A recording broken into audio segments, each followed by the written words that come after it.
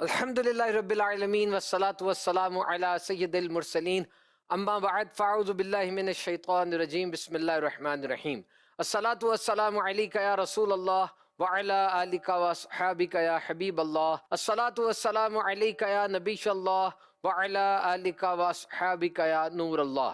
فرمان مصطفیٰ صلی اللہ تعالی علیہ وسلم، تم اپنی مجلسوں کو مجھ پر درود پڑھ کر آراستہ کرو کہ یہ بروز قیامت تمہارے لیے نور ہوگا۔ پیارے اسلامی اور مدنی چینل کے ناظرین، آپ دیکھ رہے ہیں پروگرام سورس، اور آج ہم آئے ایک بہت ہی اسٹانشنگ اور بہت ہی دلچسپ اور آنکھوں کو کھول دینے والی سٹوری کے ساتھ۔ قصہ کچھ یوں ہے کہ انسان سفر کرتا ہے، اور ایک مصنف جو کہ بہت اچھا لکھتے تھے، انہوں نے بھی سفر اختیار کیا، اور سفر کو وسیلہ ظفر بھی کہا جاتا ہے۔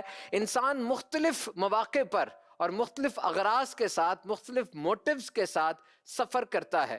And journey is a gateway to experience and knowledge۔ یہ سفر جو ہے انسان کو بہت کچھ سکھاتا ہے۔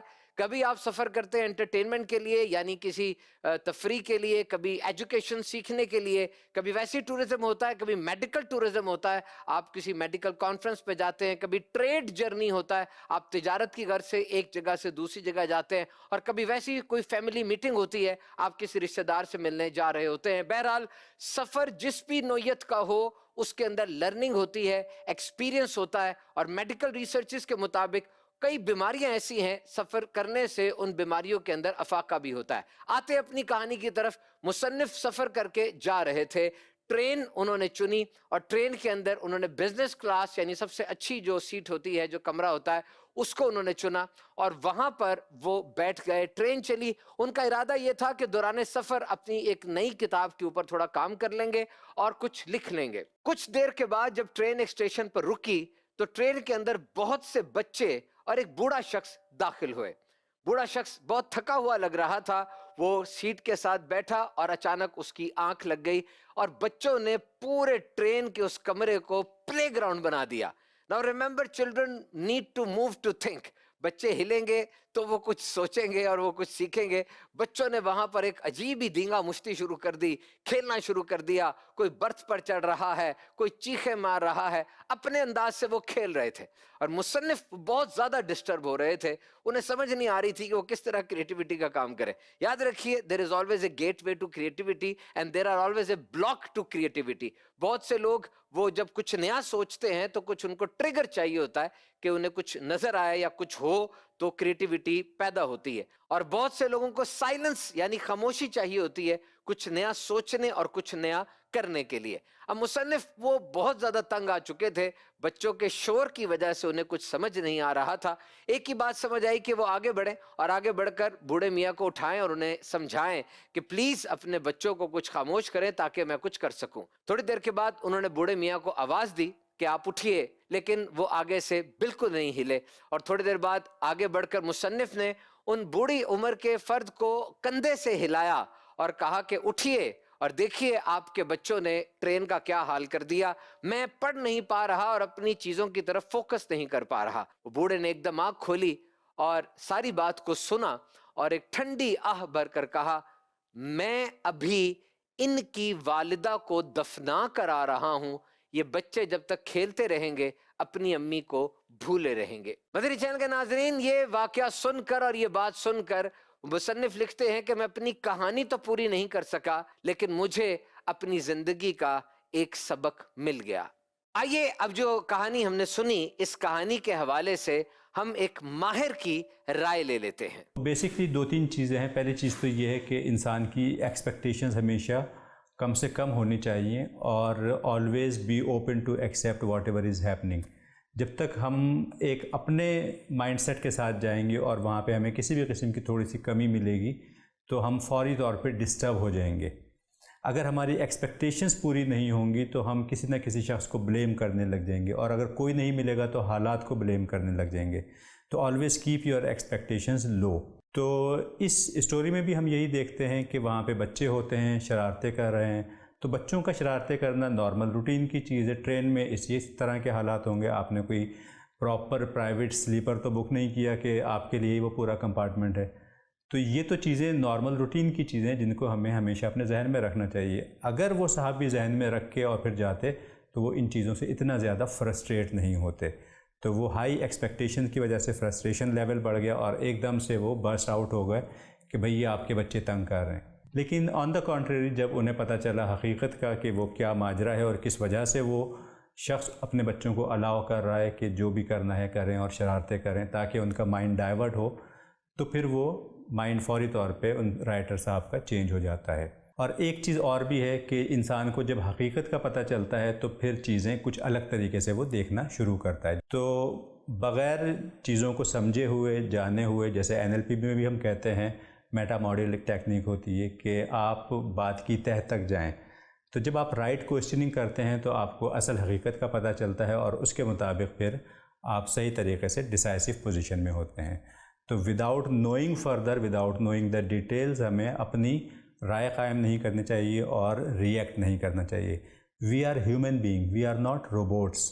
روبوٹس ریئیکٹ کرتے ہیں، ہر بٹن پہ ریئیکٹ کرتے ہیں. وی آر ہیومن بینگس، ہمیں ایکٹ کرنا چاہیے. جب انسان کے اندر چینج مینجمنٹ نہیں ہوگی، اڈاپٹیبلٹی نہیں ہوگی، فلیکسیبلٹی نہیں ہوگی، تو ریجڈ ایٹیٹیوڈ ہوگا اور وہاں پہ فرسٹریشن بڑھے گی. جیسے حالات ہیں اس کے حساب سے ہم ایڈجسٹ کریں اور اپنی روٹین لائف کو آگے لے کے چلیں. بڑی پیاری رائے آئی جناب، بہت ہی زبردست ایکسپرٹ اوپینین آیا. اور یہاں سے میرے ذہن میں ایک بات آتی ہے کہ دیکھیں، اس کو پازیٹیو لیجئے گا، اپنے مطلب سے مطلب رکھیں. آپ کو جس سے جو بھی مطلب ہے، کاروباری مطلب ہے، ویسے ہی بات کر رہے ہیں، حتیٰ کہ رشتہ دار بھی جو ہوتے ہیں ان سے بات کی جاتی ہے، ایک رشتہ داری ہوتی ہے. جو بھی آپ کا مطلب ہے، باؤنڈری کراس نہ کریں. اگر آپ زیادہ اندر جانے کی کوشش کریں گے تب مسائل بڑھتے ہیں اور تب رنجشیں پیدا ہوتی ہیں. اور ایک بڑی پیاری حدیث پاک ہے کہ آدمی کے اسلام کی خوبی یہ ہے کہ وہ لا یعنی باتوں کو چھوڑ دے. فلاں کی شادی نہیں ہو رہی، فلاں گاڑی نہیں لے رہا، فلاں کی تنخواہ اتنی ہے. You need not to consider these things. جن سے آپ کا تعلق نہیں ہے، آپ ان باتوں کو چھوڑ کیوں نہیں دیتے؟ آپ ان باتوں پہ توجہ رکھیں جن باتوں کا آپ سے تعلق ہے، آپ کا کوئی مطلب ہے، آپ کا کوئی مفاد ہے. ہر ایک چیز میں ٹانگ اڑائیں گے تو سب سے زیادہ پریشان کون ہوگا؟ آپ خود. آئیے جو کہانی ہم نے سنی، اس کہانی کے حوالے سے روحانی علاج جو دعوت اسلامی کی مجلس ہے اس کے ایک ایکسپرٹ اسلامی بھائی سے ہم رائے لیتے ہیں، دیکھتے ہیں وہ کیا ہمیں اس میں سبق دیتے ہیں. کوئی وظیفہ ہے یا کوئی ایسی چیز ہے جو ہمیں سکھاتے ہیں. مدنی چینل کے ناظرین، آپ نے آج کی یہ سٹوری ملاحظہ فرمائی نا، اس میں بھی ہمارے لیے بہت بڑا سبق ہے، بہت ساری سیکھنے کی باتیں. اب آپ نے دیکھا نا کہ وہ رائٹر جو ٹرین میں سفر کر رہا تھا، جو کہ مسافر تھا، وہ بچوں کے شور شرابے کی وجہ سے، اچھلنے کودنے کی وجہ سے بچوں پر غصہ کرنے کا اس کا ذہن بنا، غصہ کرنے لگ گیا. یہاں ایک بات تو ہمارے لیے سیکھنے کی بات یہ ہے کہ ہم نے بلا سوچے سمجھے، بغیر تحقیق کیے کسی پر اپنی رائے کا اظہار بھی نہیں کرنا چاہیے، غصہ بھی نہیں کرنا چاہیے، بلکہ اپنی طبیعت کے اندر ایک صبر، ایک تحمل مزاجی پیدا کرنے کی کوشش کرنا چاہیے. ہمارے اندر برداشت پیدا ہو جائے، ہمارے اندر غصے کی عادت ہمارے اندر سے نکل جائے، ہم بلا وجہ طیش میں نہ آئیں، جذبات میں نہ آئیں، غصے کا اظہار نہ کریں. اس کے لیے ایک چلے میں آپ کو وظیفہ عرض کر دیتا ہوں. جب بھی اگر آپ کو لگتا ہے نا کہ میرے اندر اس طرح کی کیفیات ہیں، تو آپ ایک مرتبہ یا ودودو یہ پڑھ کر پانی پہ دم کر کے آپ پی لیا کریں. یوں سمجھیے کہ آپ کا جو جلال ہے نا، یہ جمال میں تبدیل ہو جائے گا. طبیعت میں ایک بردباری پیدا ہوگی، آپ تحمل مزاج بن جائیں گے، صبر کی عادت پیدا ہو جائے گی، اور غصہ یہ الحمدللہ سب اس وظیفے کی برکت سے ختم ہو جائے گا. اب چاہے سفر میں ہو یا حضر میں ہو، اپنے گھر میں ہو، کام کاج کی جگہ پر ہو، اپنی دکان میں ہو، آفس میں ہو، اپنی جاب پر ہو، ملازمت پر ہو، یا سفر میں ہو، یا گیدرنگ میں ہو، یا اپنے دوست احباب کے ساتھ یا اپنی فیملی کے ساتھ بیٹھے ہوں، کبھی بھی کسی پر بھی بلا وجہ غصے کا اظہار نہ کریں.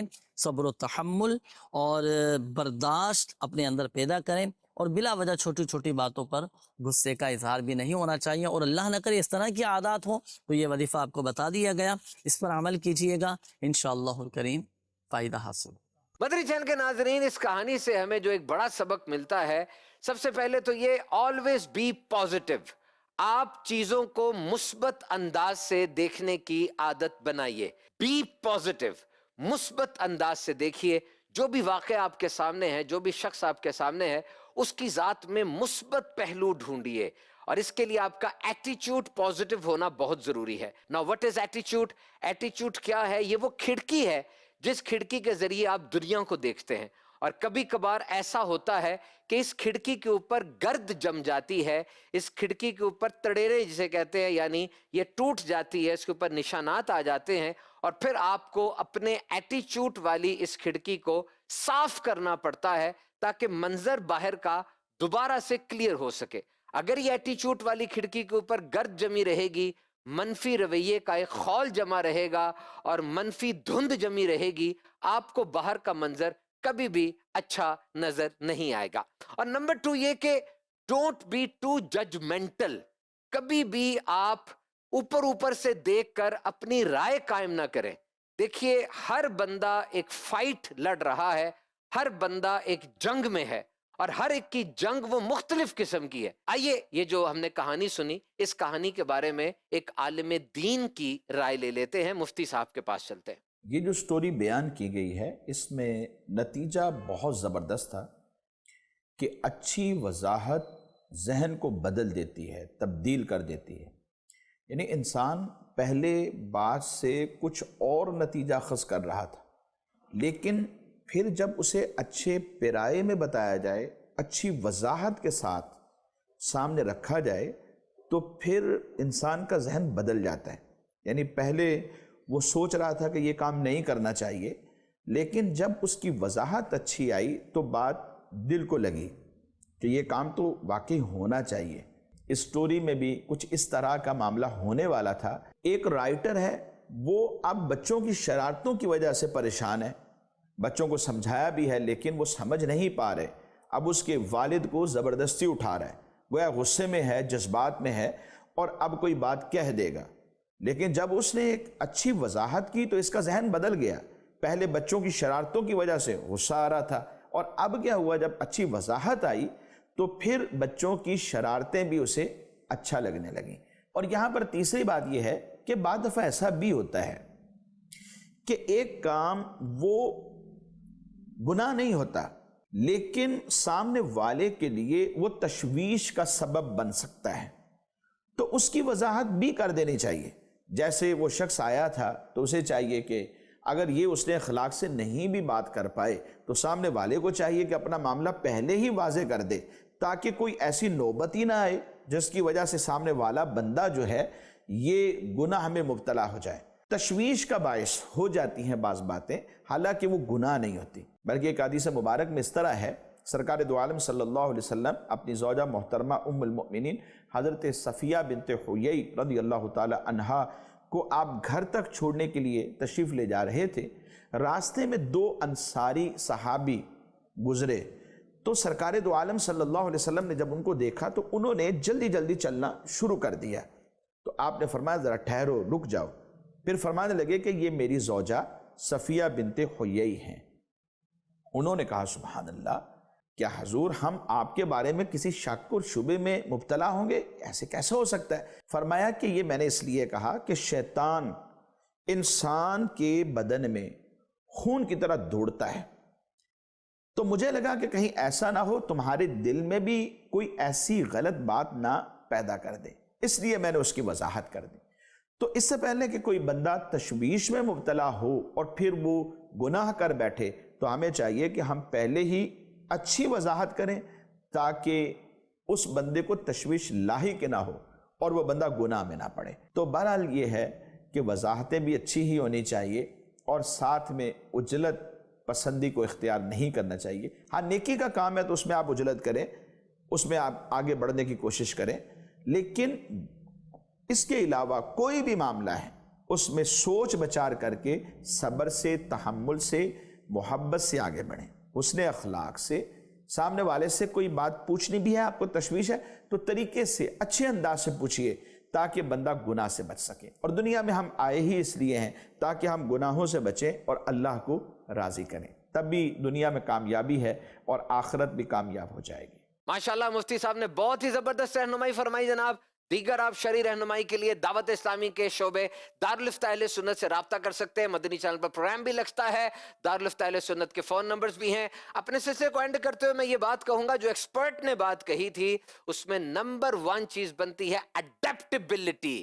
جی، adaptability. You know, humans are the champion of adaptability. ہم اپنے آپ کو بدل لیتے ہیں، آپ ٹرین میں بیٹھے تو ٹرین کے ماحول کے مطابق اپنے آپ کو ڈھال بھی سکتے ہیں.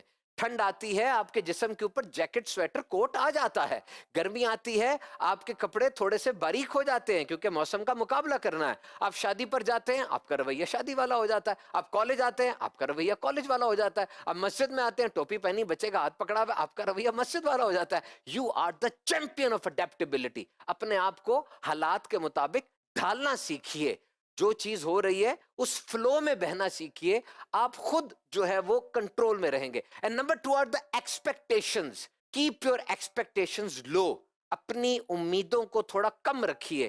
جس جگہ میں جا رہا ہوں اس جگہ وہ کچھ ہوگا جو میں چاہتا ہوں, ایسا آج تک کبھی نہیں ہوا. دنیا ایسے ہی چلتی نہیں رہے گی. آپ سیدھی سڑک پر جا رہے ہوں گے, آگے ایک دم سے کھائی آ جائے گی, ایک دم سے کوئی چیز گر جائے گی, اب آپ کو نئے رستے تلاش کرنے ہوں گے. یہی زندگی ہے, یہی زندگی کا مزہ ہے. So always be adaptable and always try to adjust. اور جس طرح وہ مصنف کو اس چیز کا پتا چلا کہ وہ جو بابا جی ہیں وہ ایک باپ ہے اور ابھی اپنی بیوی کو وہ دفنا کر آئے, اور دفنانے کے بعد اب بچے obviously پریشان ہوں گے, اپنی ماں کو ڈھونڈیں گے, اور اب ماں جب نہیں ملے گی تو پھر وہ پریشان ہوں گے, روئیں گے, تو جتنی دیر وہ کھیل لیں گے اتنی دیر ان کا دل بہرا رہے گا. دیکھیے یہاں پہ ڈیسیژن میکنگ کا پتہ بھی چلتا ہے کہ کبھی بھی کوئی ڈیسیژن لینے سے پہلے محدود معلومات کے اوپر نہ رہیں. آپ کے پاس ساری انفارمیشن ہونی چاہیے, نمبر 1 2 3 4 5 پوری لسٹ ہو. جب پوری معلومات ہوں گی نا, اب فیصلہ کرنا آپ کے لیے بہت آسان ہو جائے گا.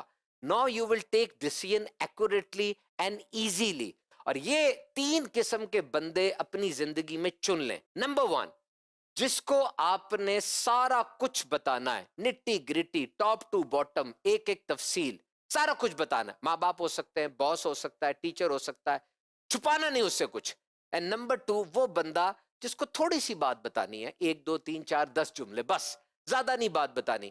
اور نمبر 3, جو کہ بہت زیادہ لوگ ہیں آپ کی زندگی میں جنہیں کچھ نہیں بتانا, بالکل نہیں کچھ بتانا. اگر آپ ہر ایک کے سامنے دل ہلکا کر کے بیٹھ جائیں گے تو یاد رکھیں اگلے چوک پہ تماشا آپ کا ہی بننا ہے, کیونکہ نمک ہر گھر میں ہے, مرہم ہر گھر میں نہیں, اور نمک چھڑکنے کا مزہ بھی بڑا آتا ہے. تو یاد رکھیں, ٹرین جا رہی ہے, ٹرین رک گئی کسی جنگل میں, سب پوچھ رہے کیا ہوا, سگنل ڈاؤن ہو گیا, سمجھ نہیں آ رہی, انجن خراب ہو گیا. اب انجن کا جو ڈرائیور ہے ٹرین کا, وہ اترے اور سب سے ہاتھ ملا کر کے بھائی یہ وجہ بنی تھی, بھائی یہ وجہ بنی تھی, تو پاسبل نہیں ہے نا, آپ سمجھتے ہیں اس بات کو.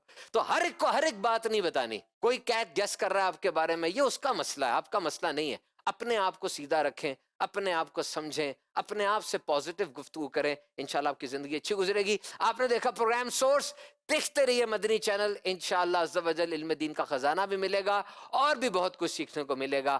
مدنی چینل دیکھتے رہیے.